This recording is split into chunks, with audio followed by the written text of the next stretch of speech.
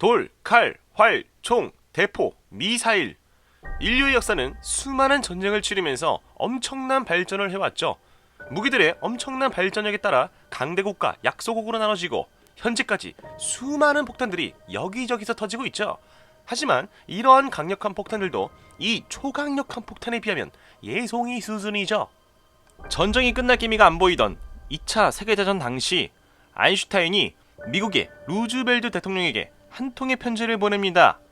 어떤 물질의 발견, 그리고 그 내용은 독일의 과학자들이 엄청난 폭발물에 대해 연구를 하고 있다.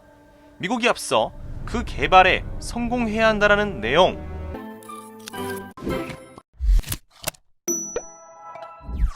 질량은 에너지가 된다. 작은 질량의 물질이라도 그것을 에너지로 변환시키면 힘을 낼 수 있다. 석탄 3톤, 우라늄 1g으로 300만 배의 에너지, 새로운 차원의 물질 우라늄. 쓸모없는 돌멩이는 핵 분열을 통해 판도라의 상자의 열쇠가 되었고, 그리고 그 누구보다도 간절하고 강력한 힘을 원했던 한 사람이 있었으니 바로 이 코스염. 이 원자폭탄이 코스염 선에 들어가길 원치 않았던 과학자들.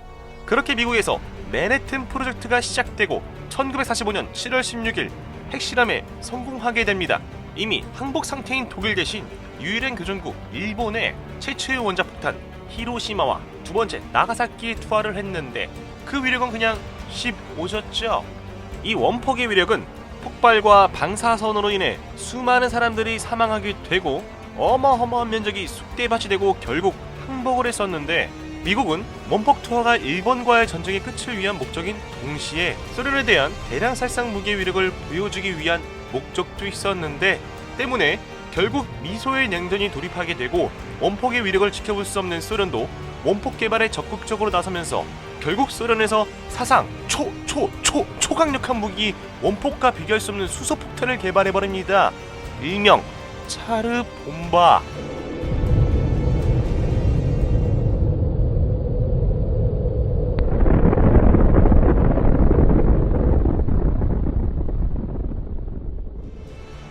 원래 이 녀석은 1차적으로 핵폭탄이 터져서 1메가톤의 폭발을 일으키고 2차, 3차 핵융합이 발생해 100메가톤급의 폭발을 일으키는 아주 무시무시한 폭탄으로 설계되었는데, 그 위력이 얼마나 대단한지 비교를 해본다면 히로시마 폭탄은 15킬로톤, 나가사키 폭탄은 21킬로톤, 미국의 B38 폭탄은 1.2메가톤의 폭발.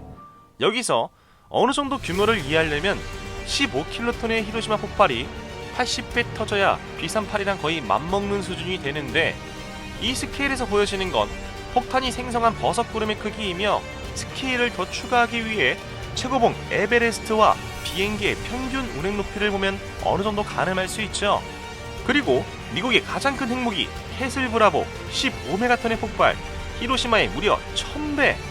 하지만 소련에서 만든 인류 역사상 가장 큰 인공 폭발 차르본바 50메가톤의 힘, 히로시마의 3333개의 위력, 다른 것과는 잽이 안 되죠. 이 차르본바의 엄청난 폭발은 북극해 노바야 젤라섬에서 터졌고 1000m 떨어진 핀란드에서 일부 건물들 유리창이 깨지고 그 충격파가 지구를 3번이나 돌았다고 하죠. 그러나 이 테스트는 실제로 이론적으로 가능한 것의 축소 비전. 테스트는 거치지 않았지만 소련은 차르본바보다 2배나 강력한 폭탄을 만들 계획이 있었는데 100메가톤의 폭발, 히로시마의 6666개의 폭발 위력. 하지만 이게 너무 강력해서 폭탄을 투하하는 비행사조차 생명을 보장할 수가 없어서 절반으로 줄이고 테스트한 것이라고 하죠. 폭발의 규모를 좀 더 살펴 서울 중심 용산구에 히로시마를 투하하게 된다면 그 중심으로 사라지게 되지만, 그 자리에 차르본바를 떨어뜨리면 서울 전체는 물론이고 경기도 전체가 싹 다 날아가게 되죠. 이것을 6개를 떨어뜨린다면 남한은 먼지가루가 될 것이고, 소련이 절반으로 축소하지 않는 100메가톤 차르본바를 떨어뜨린다면 단 3발이면 날아가게 되죠. 아무튼 현재 세계에서 약 15,600만 개의 핵무기가 존재하고 지구 전체를 파괴하기에도 충분하고도 남는 양인데, 그러나 9개 국가만이 그 비축량을 통제하죠. 미국과 러시아가 92%, 나머지 프랑스, 영국, 중국, 파키스탄, 인도, 이스라엘이 8%, 그 외 비공식적으로는 이란과 북한이 있습니다. 지금은 핵무기가 정치적인 역할을 하고 있는 가운데 핵 에너지를 잘 사용하면 인류에게 장기간 안정되게 공급해주는 소중한 자원이 되는 반면, 잘못 쓰면 방사능 오염과 인류를 파멸에 이르게 할 수 있는 핵에너지, 어떤 일이 있더라도 핵폭발은 절대로 일어나선 안 되겠죠?